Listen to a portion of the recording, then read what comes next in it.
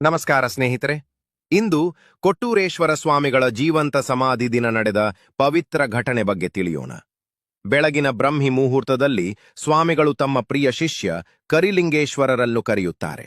ಅವರು ಮೃದುವಾಗಿ ಹೇಳುತ್ತಾರೆ, ಇಂದು ನಾನು ಜೀವಂತ ಸಮಾಧಿಗೆ ಹೋಗಬೇಕು, ಇದು ದೈವ ಆದೇಶ.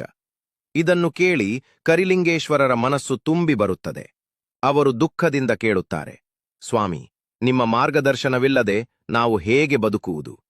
ಸ್ವಾಮಿಗಳು ಶಾಂತವಾಗಿ ಉತ್ತರಿಸುತ್ತಾರೆ, ನನ್ನ ನಂತರ ನೀನೇ ನನ್ನ ಸ್ಥಾನದಲ್ಲಿ ಸೇವೆ ಮುಂದುವರಿಸಬೇಕು. ಆದರೆ ಕರಿಲಿಂಗೇಶ್ವರರು ಕಣ್ಣೀರಿನಿಂದ ಹೇಳುತ್ತಾರೆ, ಸ್ವಾಮಿ, ನಾವು ನಿಮ್ಮನ್ನು ದೇವರಂತೆ ನೋಡಿದ್ದೇವೆ. ನಿಮ್ಮ ಸ್ಥಾನ ತುಂಬಲು ನಮ್ಮಿಂದ ಸಾಧ್ಯವಿಲ್ಲ. ಆದರೆ ಒಂದು ಬೇಡಿಕೆ, ನಾನು ಮತ್ತು ನನ್ನ ವಂಶದವರು 3 ಕಾಲ ನಿಮ್ಮ ಸೇವೆ ಮಾಡಲು ಯೋಗ್ಯರಾಗಲಿ. ಸ್ವಾಮಿಗಳು ಆಶೀರ್ವಾದಿಸುತ್ತಾರೆ, ತಥಾಸ್ತು, ಹಾಗೇ ಆಗಲಿ.